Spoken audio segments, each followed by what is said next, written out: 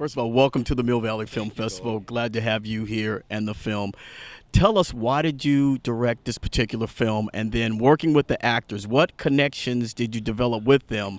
Well, one of the things, I mean, first of all, when you cast people like Matt Damon and Christian Bale, it's not like they really suck in most movies they're in. They're pretty damn good. So the reality is, you're batting pretty good odds to get a good performance from the moment you've got them showing up for work. But what I try and do in general in my films is cast actors who share some kind of personal connection to the role. I don't mean a personal history connection, I mean a kind of personality connection. And I think both Matt and Christian really connected to these guys, their energies.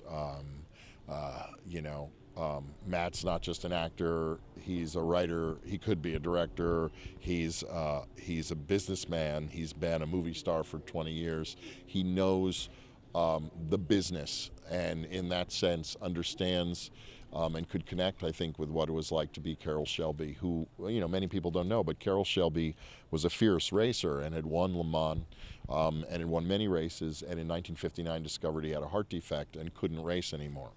So the reality for him was that what does a guy do who's hooked on this adrenaline of racing, who's lived has the only thing he has passion for in life is cars, and suddenly can't get inside one anymore. And he became this kind of designer and salesman and a retrofitter and kind of redesigner of cars, and a kind of hustler in a way, and in starting his business. But one of the things he never gave up doing was racing, but racing teams and being the kind of manager or pit boss of a racing team.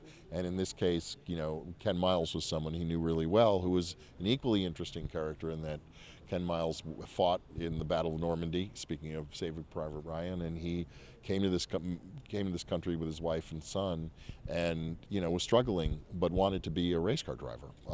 And it was late in life. He had planned on that, and the war happened, and so it became this perfect match where Carroll Shelby had to reach out to Ken Miles to kind of be his eyes and ears on the road. And in Christian's case, playing Ken Miles, Ken was a character that really needed Matt's character in his life because he couldn't get along. He couldn't suffer the bullshit of being of the racing world, of the sponsors, and he really needed someone to help him. And so, in a way, it was a very symbiotic relationship between these two characters, with Matt's character being kind of a guy who needed Ken behind the wheel, and Ken's character being someone who needed Carroll Shelby to get behind the wheel. Almost like brothers. Yes, and I think that's the way they very much played it. And I think Christian and Matt have always admired each other, and from the moment we started, kind of had a very fraternal, really brotherly relationship. Now, talk about the 24 hours, Le Mans. I remember following, I was a younger person back in Le Mans. Thank you, sir. Thank you, sir. Yeah, and the locations, the challenges of shooting the film. Well, one of the things we had to do in order to make the film was recreate Le Mans as it existed in 1960s, and the challenge was that, of course, it doesn't look anything like that anymore. So we had to figure out.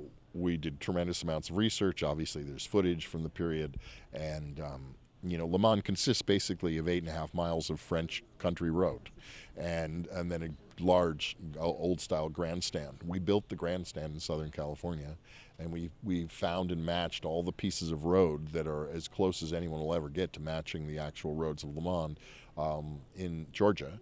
So any time a car completes a lap in our movie and you're watching it, you can know that you're watching shots of a car driving in Georgia at 5 different locations just to complete a lap, and then when they pass the pits and the grandstand, they're in Southern California for 3.5 seconds, and then in the next cut back in Georgia again. There's a lot of movie magic involved. But the one thing we didn't want to do with tricks, as it were, is the cars are 100% real, and we were really, I was not interested in that kind of, the kind of Fast and Furious CG kind of exaggerated, or even kind of comic book movie look, in which you feel like everything was done with a green screen on a soundstage. We wanted you to feel and hear, both sound and image, what it was to be on a track. My thing was, I've never been that into racing, and I kind of analyzed why, And I felt like it's really kind of boring on television. You just watch these specs drive in circles, and you hear a couple older drivers talk about what they think might be happening in the car, but they're not sure. And the one thing I tried to address in our film is to plunge you onto the track in a place you never get when you watch racing on television, that you're with the driver, you understand why he's doing the tactics he has, what is he frightened of, where is he losing traction, are his brakes about to give way, is the car overheating, why is he letting this car pass him, why is he making his move now. You understand it on a personal basis as Christian Bale drives the course. Well, Jim, thank you. Thank you so much. Thank you for Logan and X23, hopefully. Oh, you never know. You never know. Hope springs eternal. We're hoping. Thank you. All We're right. matchy today. I know, We got look at nice and this. looking. We're a vision in blue. All right, gentlemen, right here, please. All right, thank you. Smile if you love this film. Right here, please. Thank you. This is such a great film. Thank you very much. Right here.